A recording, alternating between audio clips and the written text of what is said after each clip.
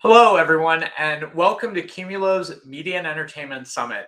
I'm Andrew Keating. I lead industry marketing here at Qumulo, and we're so excited for you to join us today. We've got an absolutely amazing program ahead with some incredible speakers, some great content for you, and we hope that you make the most of this virtual event today and learn and take away some interesting and useful things for yourself and your organization.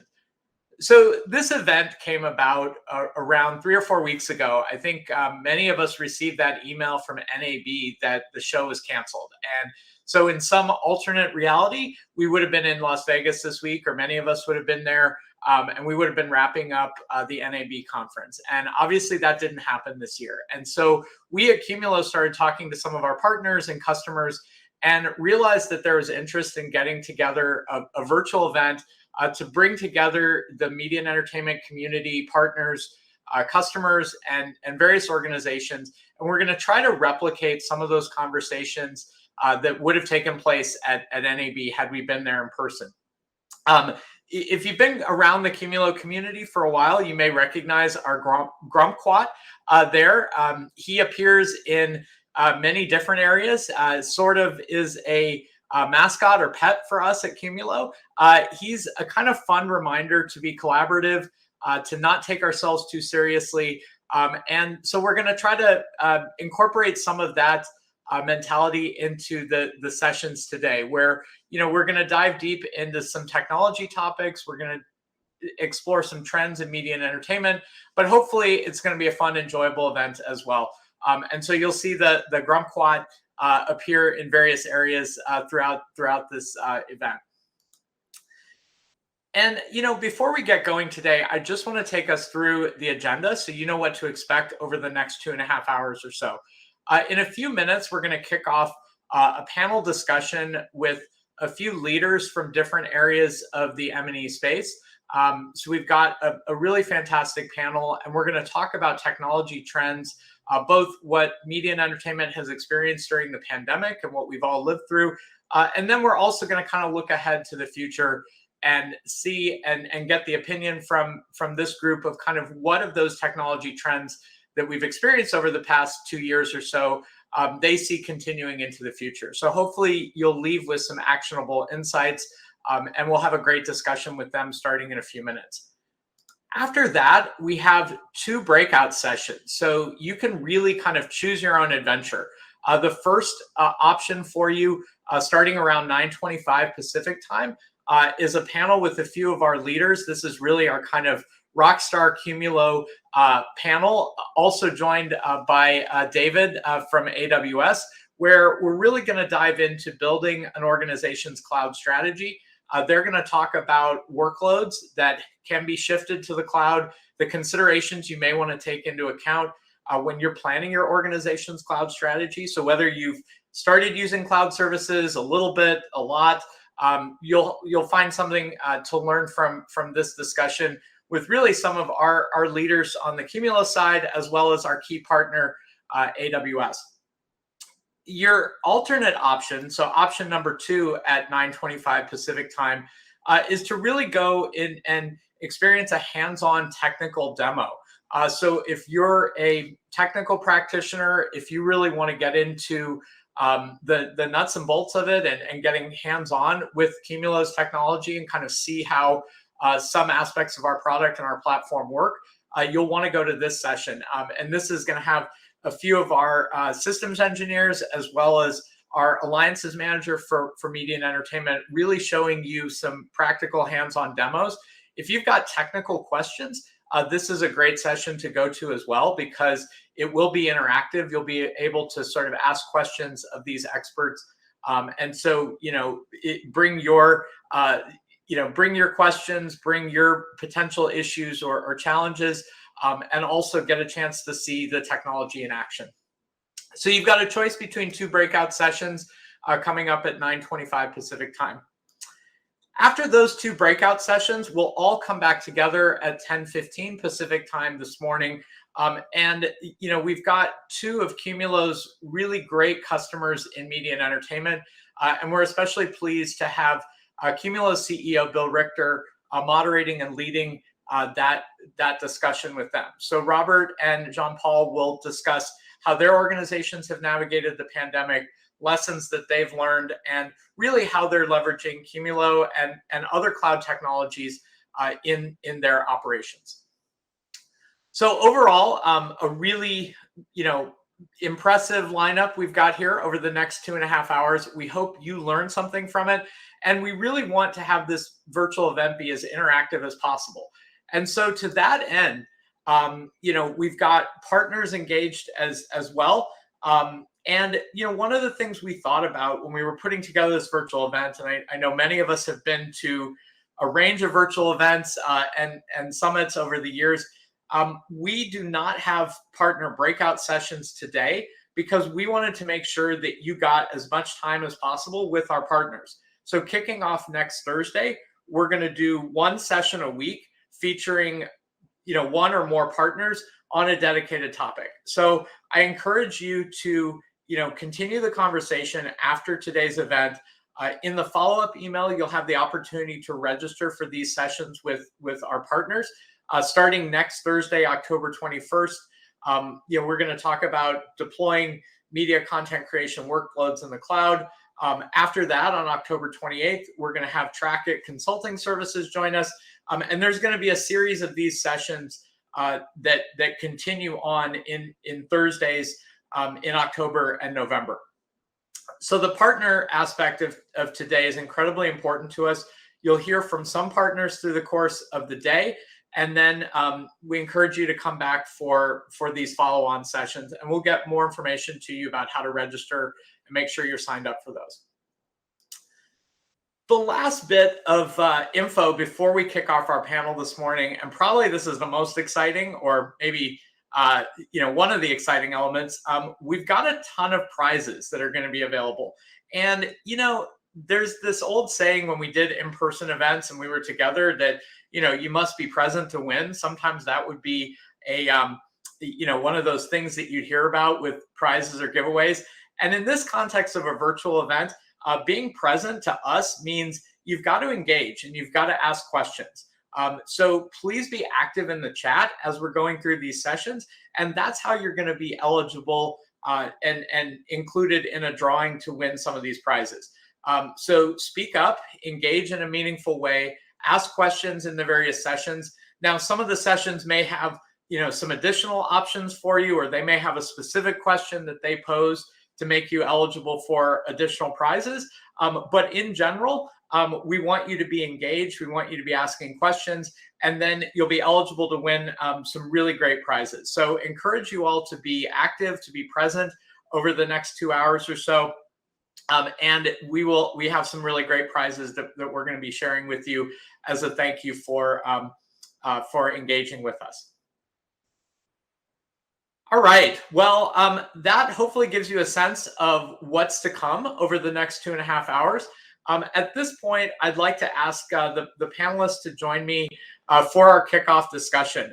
And so, as they're joining, you see here, we've got Jade McQueen, who's VP of Media and Entertainment from Box, Daniel Lin, who's VP for Infrastructure Transformation at ViacomCBS, and Steve Cronan, who's CEO of 5thKIND. And as we're getting started here, I mean, one of the things that really impresses me about this panel, and what I hope you take away from it, among other things, is that these three individuals and their organizations represent a range of different aspects of the media and entertainment space.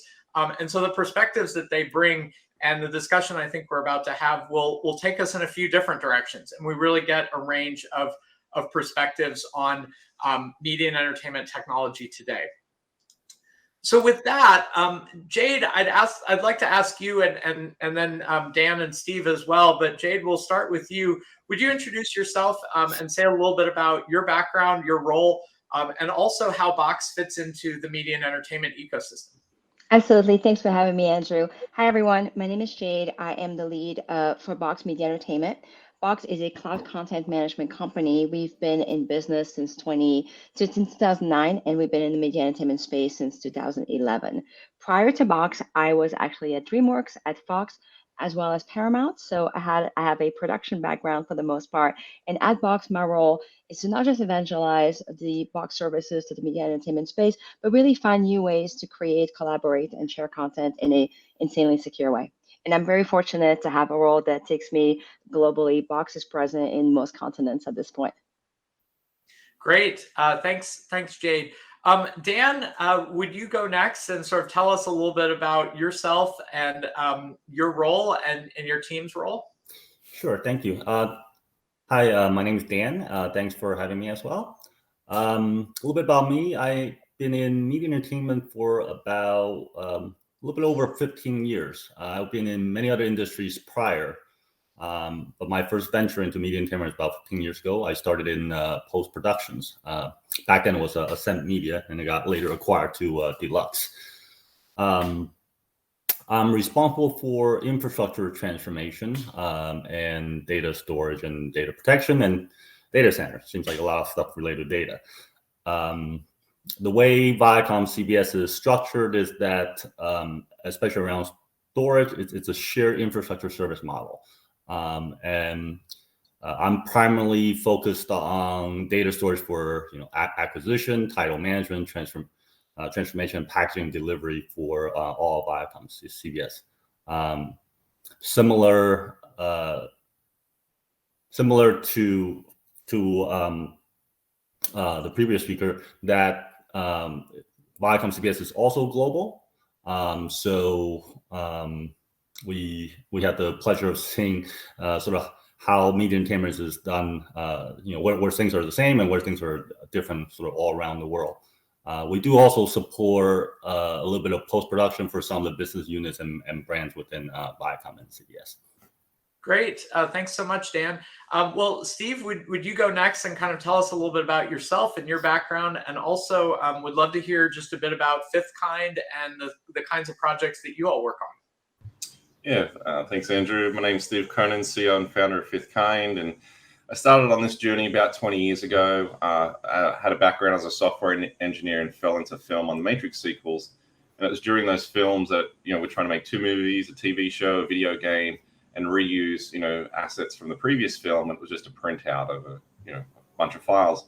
So I've been on this journey of how to sort of visualize all of that content that we generate through the production process, how to take the unstructured data, have a rich metadata framework to make things findable, reusable. I'm really excited about the sort of evolution, especially over the last year or so, into real-time collaboration and live, and really sort of being the connective tissue between a lot of the decision-making that happens and a lot of the media that sits in between. So yeah, exciting times and glad to be here. Yeah, great. Well, thank you, Steve, and thank you all again for joining us today. I think the first set of questions that I want to pose to all of you, and maybe Steve, we'll start with you. It's kind of the obvious question, right? We've been living through this pandemic, this truly unprecedented times. We've all heard those kind of superlatives and adjectives before. We're now close to 2 years in on the pandemic. And so, Steve, I would love to kind of start with you and then hear from the rest of the group as well. What have been the impacts that you've seen on the industry? What have been some of the challenges? And then also, if you can share any stories of kind of how both 5thKIND and then the industry as a whole has kind of adapted and met those challenges. And we'll kind of get started there. Sure. So obviously the initial impact was full shutdown. So that it was a big inertia swing, and then as engineering people get, they're like, how can we get as much production happening as safe as possible? So what really started to accelerate was the need for virtual production and minimizing the location shoots, building it into a controlled environment. And then naturally it was, how do we minimize the amount of physical bodies we need on set? How do we reduce that risk? So that's where we saw really an acceleration of remote production and work from home tools such as live streaming from set, real-time syncing collaboration between media and users. And that evolution's been quite exciting. We've seen virtual production have a slow start 10 or so years ago, and now people are really seeing the value of that. I think, the combination also of the timing of Unreal, the photogrammetry strategies, the sort of whole XR, LED stage fit in perfectly with, I think, the virtual production acceleration, and of course our ability to shoot that type of quality. So what we've done is just kind of lean into this idea of how do we help accelerate or be that connective tissue of all these kind of different fragmented tools. You've got different tools for task management, different tools for, say, dailies, or a whole range of different sort of niche components of the workflow. And now by everybody sort of coming to the cloud, it still didn't remove the need for hybrid workflows. So it's either used to be on-prem at your office, now it's this fragmented thing of how we have this distributed users across the world now working from home. So it's definitely created a lot of technical challenges, obviously bandwidth, and dealing with these kind of large media across these distributed teams. So yeah, just being able to sort of bring everybody together into this central hub as we all collaborate online and hopefully create greater content at a greater velocity. And yeah, thanks, Stephen. I think that's a great kind of lead in to you, Dan, because really, I mean, from what you've told me, your organization was distributed and under a kind of shared services model even before the pandemic. And I know as a consumer of content from Viacom and CBS that you all have managed to kind of continue that production after that initial pause, that Steve was talking about. So I would love to kind of pose a similar question to you. Like, how has your organization, I mean, it sounds like in some ways you were prepared for the pandemic just based on the model, but I'm sure, you had to adapt as well. So would love to kind of get your thoughts on this. Yeah, so I think the thing that probably stood out during COVID was that this was sort of in the very early stages of merging the two companies, Viacom and CBS. And then sort of shortly after, we were prepping for the launch of Paramount Plus streaming service. So, as it pertains to merge, I mean, we, as a large company, we do merger and acquisitions almost every year, right, in different parts of the world. And typically when there's a merger and acquisition, we would be doing some sort of travel to visit the sites, the people, in, merging the teams, normalizing the teams and whatnot. So in this instance, we didn't really have that because, all the travel was sort of frozen, right? So everything has to be done through sort of Zoom, essentially. And as we started doing a lot of sort of consolidation efforts, whether it be data center or whatnot, you really rely on a lot of the local expertise and then documentations and whatnot to sort of execute some of those plans versus having the luxury of going to the site and actually see it, with your own eyes and whatnot, right? So that's probably the first time we've done such a large merger and acquisition without actually visiting anybody or anywhere. And then secondly, sort of launching the Paramount Plus, right? So we have, again, sort of segue into, we have all these new people that never worked with each other. And so we kind of have to figure out how to work with each other and then at the same time launch Paramount Plus. And so that was a huge challenge. Yeah, definitely. And we're going to talk more streaming in just a few minutes. Before we get into that, Jade, similar question to you. And I know everybody kind of, uses Zoom as one of those, cloud services that we've all become very well acquainted with during the pandemic. I think same is true of Box. So would love to hear kind of, both for Box and your organization, how you all adapted, and then what you've heard and seen from your customers and from the M&E organizations that you work with. Yeah, so first of all, media entertainment is one of the most resilient industries ever. It always gets disrupted first and it always comes back. And I really felt that this pandemic, when it first happened, obviously a lot of our clients had to shut down, whether it was like Live Nation or if we think of all the productions that are using Box and all the different studios. That being said, I thought it was really interesting to see, especially with Box, all the different ways that Box started being used. So when productions reopened, and again, production people will always find a way, part of reopening had to do with getting COVID COVID tested every single day. And same thing with the NBA and other organizations. And so we saw our solution, which is HIPAA compliant, being used as kind of like the middleman to make sure that that particular type of information would remain secure. And then we saw a lot of acceleration in terms of digitizing certain processes. So, for example, as Steve said, there was really when you were onboarding productions, you were really trying not to have any contact with folks. And so Box played an interesting role in being able to onboard people from, your truck driver to signing an NDA to literally having the set list of what show you were going to play. So it was really interesting to see how resilient the industry was and how quickly it was able to shift. And then the opportunities that we really saw were incredible, from Disney Plus launching to Paramount Plus 2, as well HBO Max. And so it was interesting for us to be part of those type of launching and seeing what is the industry going to actually work on. And from a show perspective, it was great to see all of the talent that we work with get online and do shows and really trying to find new ways to create opportunities. And sometimes if I really think of the disruptions that have happened in entertainment, whether it was back in the days in music with Napster, there's always going to be a new business model. The most exciting thing I would say was the fact that we were able to help secure the globally distributed teams that folks were working with. And Box was used as the central hub that would be able to kind of get all your data in one place and kind of give a chance for CIOs to sleep at night a little bit better. Great. Well, a few of you have mentioned streaming. That's obviously been a reality of everything for all of us as consumers of media, for our organizations as producers of content and enabling those productions and things like that. I'd love to sort of just do a quick kind of fun question for the group. Would you share with us what's one or two of your favorite streaming shows during the pandemic? I'm going to take the easy one, moderator's prerogative, if you will. Ted Lasso has been a favorite of mine. Dan, I've also enjoyed on the Paramount Plus platform, the Star Trek series.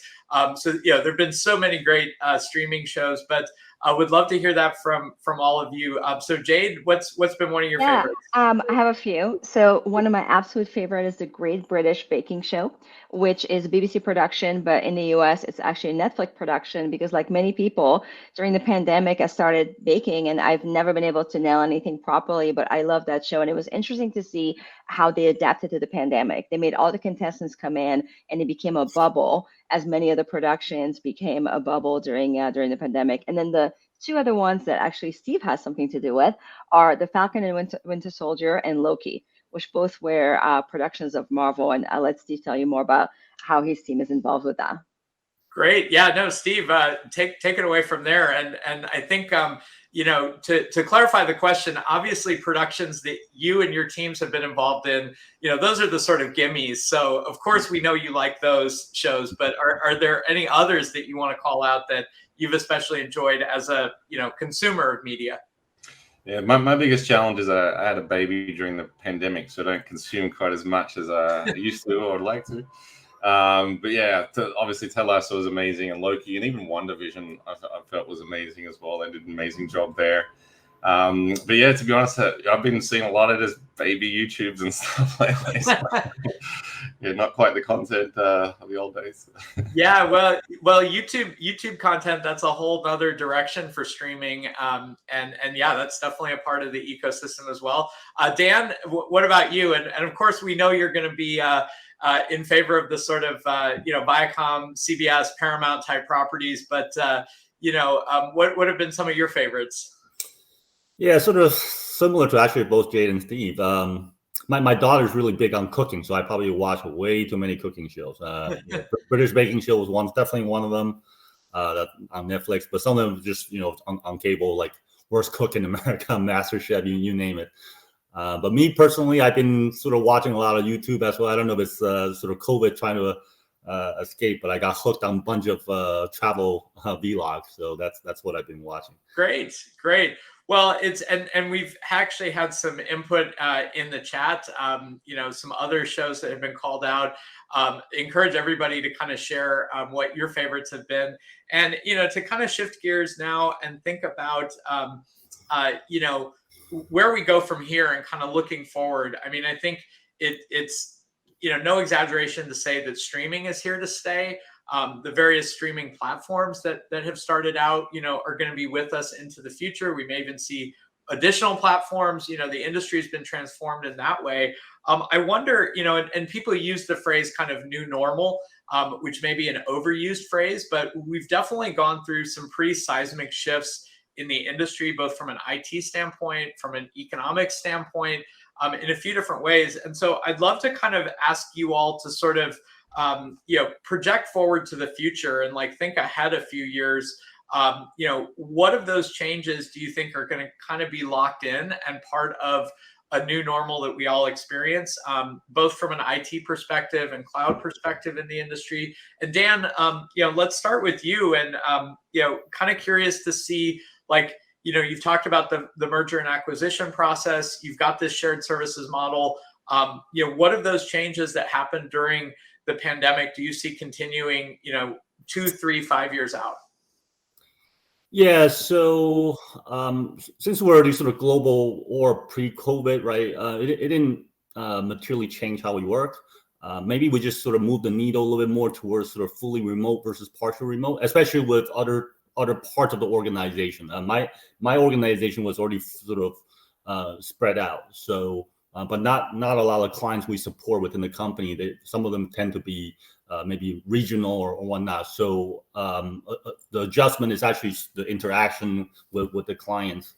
One of the things I actually, surprisingly, that we actually saw is to, in order to sort of stay productive and do things remote, we actually have to become more sort of religious about documentation across the board, right? You can't just schedule a meeting, go into a room, and start whiteboarding stuff. Because whiteboarding on the fly typically doesn't it's not as efficient, right? So a lot of people become more religious and more sort of prepared with documentation for meeting, reading documentations before meetings and whatnot. So that's actually really, really nice.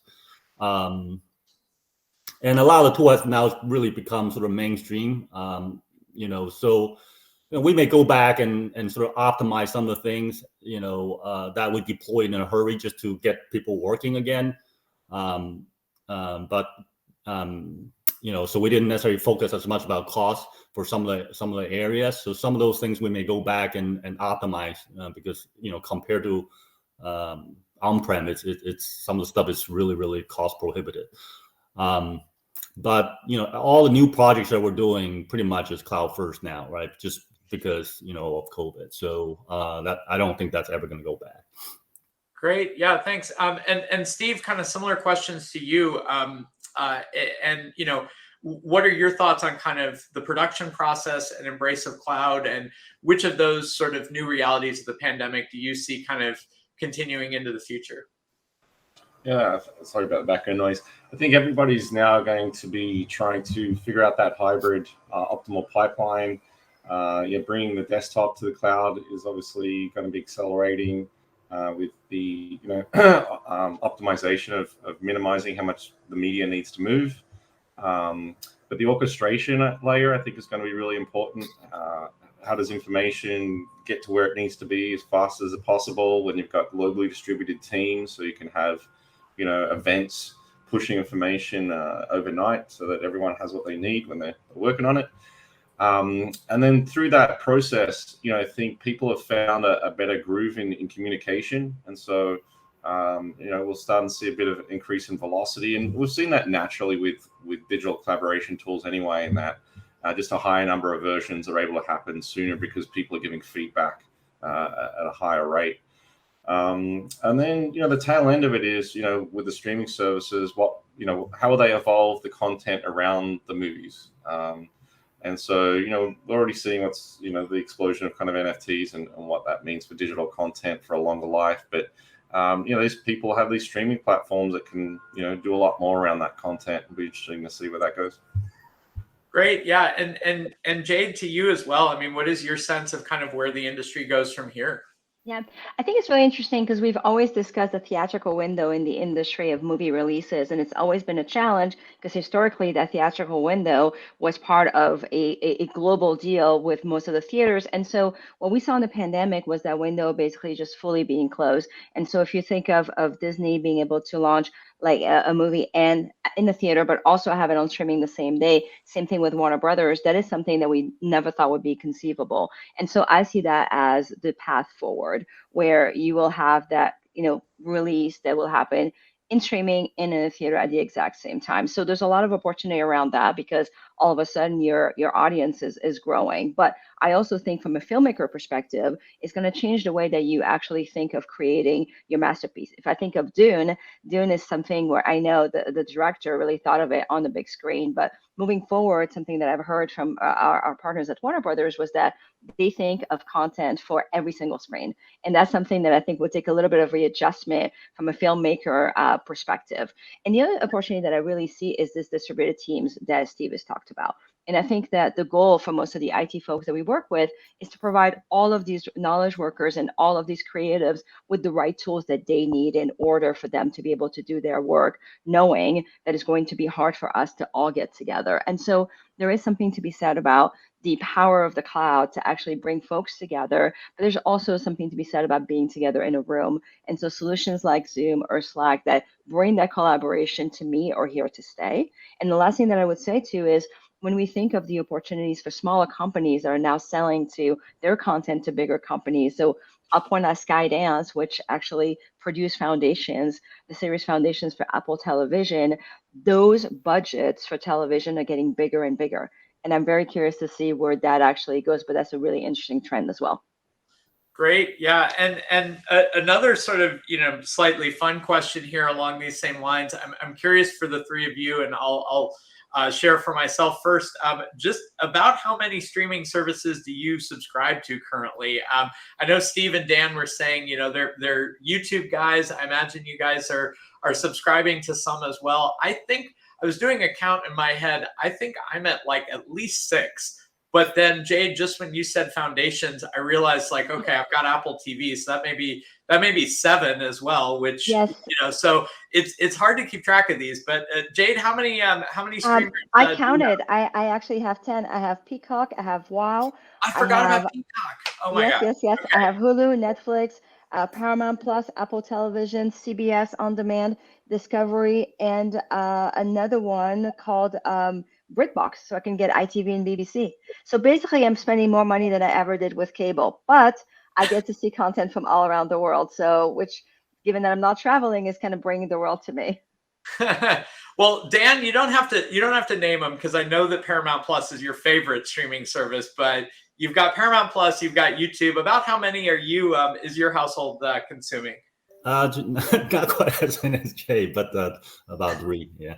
Okay, great. Steve? Yeah, I think it was about 6 or so.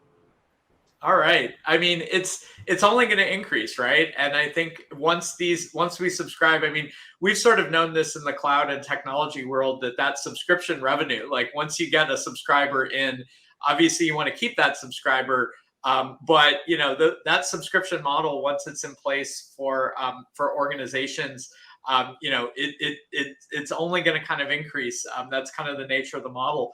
I have a few more questions for the group, but I also want to take a pause for just a minute. There's been some great discussion in the chat, and I appreciate everybody's contributions on your favorite shows, how many streaming services you've got. If you've got questions for this panel, please start putting them into the chat. We've got about 10 more minutes left. So I'm going to keep asking some questions, but I'll keep an eye on the chat. Would love to get some questions from the audience in as well. So start typing those in. We've talked a little bit about kind of the tech and the trends with streaming that will continue. I would love to sort of start to close things out by kind of, and Jade, you mentioned this a few minutes ago about the resilience in the industry. And I think you all have talked about the adaptations that happen. I would love to hear more about kind of how, each of your organizations and your sense of sort of organizations in the industry have kind of paid attention to their people during the pandemic. We all have sort of experienced this as humans and felt it very deeply, but What do you think that mix has been like between, the business needs of the organizations, and then also kind of the human toll that the pandemic has taken on people, and the kind of resilience that you've seen in the industry? So Jade, would love to start with you. Yeah. So personally, with my team, it's been really interesting to see how much more we've worked. We've been very fortunate during this pandemic to not furlough anyone, and we've been insanely busy. And we've had so many of our partners that we've worked with have actually grown through the pandemic. So it's been more work than we've ever had, and so I've had to be really conscious of making sure that my team takes time. And it's something that's really hard to do because people feel pressure. It's something as simple as turning on your camera during a Zoom call is something that everyone felt pressure in the beginning. And so I've been encouraging folks to take time off. I've been encouraging folks to, call, like literally pick up the phone and maybe not do a Zoom and really be precious with the time that they spend. I've also encouraged folks to spend time with their families because as we saw, this was an unprecedented crisis. It still is. And so spending the time with the people you love has been really important for our team. From a consumer perspective, from our client perspective, it's been interesting to see the mix of folks that were prepared and were able to automatically go into the cloud and not have any disruptions, and folks that were kind of catching up. And I think it's been a really interesting lesson in how do you prep for the worst, and how do you create a sense of how do you create an emergency plan. And moving forward, I think a lot of our clients will still be within that function of how do we, if the worst happens, still keep the organization going. And if I were to take it back to media, it's an incredible time for media entertainment. People are consuming more than ever. And so it is our duty as cloud providers, as technologists, to really help them find the ways for them to create and distribute in a way that technology does not get in their way. And that's been our mission. Great. Dan, similar question to you with your distributed organization and your team. What's been the sort of human experience for your team and your people, and what sort of resilience have you seen during the pandemic? Yeah, I think one of the big sort of challenges was sort of just around mental health, and mental health. With COVID, it probably mean different things to different people. But the company really made a conscious effort to put all kinds of resources available at people's sort of disposal to make sure that they're taking care of their mental health. And on my team, I definitely sort of see also the differences at a sort of individual level, right? Some people really handle sort of COVID well. They actually love not having to deal with, for example, LA traffic, right? And they became very, very productive working from home, for example.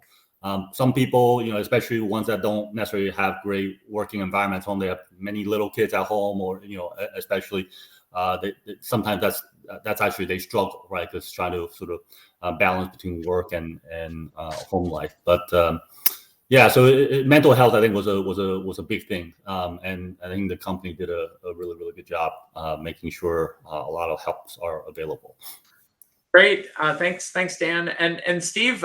Both for 5thKIND, I know as a CEO, you're probably acutely aware of sort of taking care of your people and your team, and then also kind of thinking about your clients and the organizations that you work with. But what have been some of the sort of resilience that you've seen, and some of the kind of ways that you've led your organization to cope with some of the human costs of the pandemic?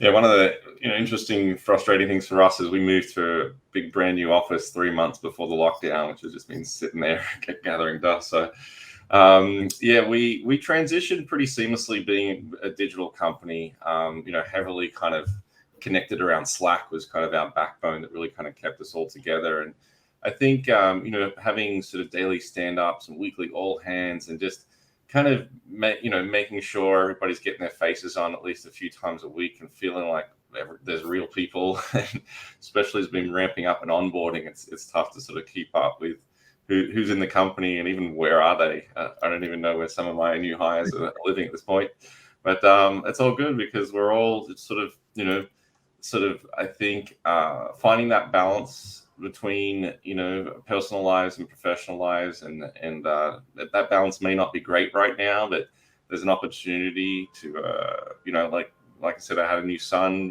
Sometimes if I've got 30 minutes, I can pop down the playground, see him play and come back or whatever. So it's created new opportunities for me to watch my son grow up, which I'm it's eternally grateful for. And then from the just having to do different ways of check-ins, sort of like you said, on that mental health and other areas of the health, there's just different dynamics, different people, like had people get divorced during it, and all sorts of other personal events that you kind of just manage in a different way because you can't just physically be there and just see them and get a pulse of how they're going day to day. So I think it just requires a little bit more effort from management to put in processes and structures to make sure people have a platform to have their voice heard and quickly communicate any concerns. Great. Well, we've got about 5 minutes left in this session. We did have one question come through from the audience that I would love to get everyone's take on. So maybe ask this is a slight kind of lightning round, like maybe 1 minute, minute and a half each. The question is, what are the greatest barriers to effective production in the cloud? So if you want to pick like maybe one or two or a handful of barriers to call out, and Steve would love to kind of start with you. Like what do you all see as the greatest barriers to effective production in the cloud? I would probably call out fragmentation. There's still a lot of point solutions out there that aren't necessarily integrated, and when you have in an industry like ours a lot of security requirements, the more systems you have, the more risk you have. So that's why we've done a really seamless integration with tools like Box. So it just feels like a sort of a native hub where you've got your best of breed products doing many different things throughout the process, but how does it feel like one ecosystem? And I think as a lot of integrations I've been seeing accelerating during sort of the lockdown, and excited to see where it can go. Great, thanks. Dan, same question to you. From your perspective and your team's perspective, what do you all see as the greatest barriers to effective production in the cloud? I think very similar to Steve. I mean, we have a mixture, of technology problem and some of it just sort of people problem, right? In the sense that a lot of artists are used to certain tool sets, right? And COVID sort of is forcing them to change, and they have to sort of adapt to that, right? And different people handle that differently, right? And the tool sort of the ecosystem is not necessarily the most mature yet either, right? A lot of fragmentation, like Steve said. So definitely, I think it's the combination of those sort of two things. Great, Jade, what are you seeing from your experience and your clients? Yeah, I would say the fragmentation is probably the biggest problem, as Steve mentioned. And like I said, we're grateful to be working with 5thKIND, given that, they own so much of the post-production and production aspect of things. And so one thing that's also hard is the change management. Folks working from home have created a brand new set of challenges from a security perspective, and it's hard to actually track what everyone is doing, especially when they're working on premise. So security is a big issue. And the other thing too that's not helpful at all is the fact that cybersecurity threats are bigger than ever, from like ransomware to hacks. So that's something else that we've been very conscious of and really working towards with some of our products like Box Shield, for example. And then the last thing that I would say is really the unknown. A lot of the folks that started the production, for example, in New Zealand, and all of a sudden the country shuts down, have to move that production to England, and I'm specifically speaking with Lord of the Rings with Amazon. And so the unknowns factor is really difficult to manage from a budget perspective, from a manpower perspective, and so you have to remain very dynamic in these times. I just want to add one more. Yeah, please. To Derek's point, half the problem isn't technical, it's people, it's resistance to change, it's politics. Like all that stuff gets in the way of great technology. Yeah, I think that's true even before pandemic, and probably will be true beyond. That in some sense the technology is the easy part, but the human elements, the people, the culture, the ways people work, and kind of we're all creatures of habit, right? And we're all used to things a certain way. Well, we're pushing time, but I did see one last question that I'd love to squeeze in for quick responses, and this is a sort of different take on the cloud question. I think the cloud may even be an answer to this question, but I'll leave that to you. We had a question as we see subscriptions for platforms increasing multifold. How are you managing the massive amount of scaling that you're confronted with? So I mean, I think one answer to that is, well, you go to the cloud because that's one of the key benefits of the cloud. But Dan, any additional comments on that? And maybe this is also something that we can kind of take offline as this session comes to a close. But Dan, how are you managing that scaling question? Yeah, I sort of alluded to it. I mean, we because of COVID and Paramount Plus launch, there's no way we could have done this without leveraging the cloud. In fact, if anything, accelerated the timeline. So a lot of the sort of processes that used to be sort of tape-based or whatnot, they're either completely gone or only used as a backup, right? So we're actually doing a lot of fulfillments directly from cloud. So that was the only way we could launch. Great. So Steve, we're pushing time here, but we'll want to let you have a word on this one as well. Anything you want to add into that? No, I think, if we've pretty sort of covered it all here. I think just, the technologies are out there. It's just how we pull them all together and make people feel comfortable to make shifts where necessary, and feel like, I think people just don't want to feel dumb most of the time. So just putting, the best user experiences we can up front and making it as intuitive as possible, and just build a sort of a creative framework that allows people to make decisions and move the pipeline as fast as possible. Great. And Jade, we'll give you the last word on this question. Your email signature says "Go Cloud," so I imagine your answer to this is cloud. But anything else you want to add to that? Things. I'm definitely all about going cloud. So it's really exciting to actually see this amount of content, so we can actually show how quickly we can scale and how we can scale globally, which I think is also the main power of entertainment. It is a global industry, but I would say for all the technologies and all the solutions to also work together so that we can have a united front to this change management, because together I think we are able to literally change the way that the industry creates and how our consumers are actually able to see this amazing content. Great. Well, on that note, Jade, Steve, Dan, thank you so much for joining Andrew. us, kicking off this Media and Entertainment Summit. Right now, and thank you all in the audience for these great questions and great engagement throughout. I see that some more questions have come in. We will definitely take a look at those, and we can handle those offline if we didn't get a chance to address your questions here. Right now, we've got a little bit less than a 10-minute break. I think we've gone a little over, so we've got about 8 minutes. Next up, if you want to hear more about cloud, I think we used cloud at least 100 times in this session between the four of us, but we've got 2 breakout sessions. One of them is really around cloud and building your organization's cloud strategy, so you can go select that breakout session. The other breakout session coming up, just to remind you, is that technical hands-on demo type session. So you'll actually get to see some of the Qumulo technologies and cloud technologies at work in the demo. So each of these breakouts is really fantastic in its own way. And so you'll have to kind of choose your own adventure in about 8 minutes. But thank you all for joining us. And again, thanks to our panel for kicking off this summit for us.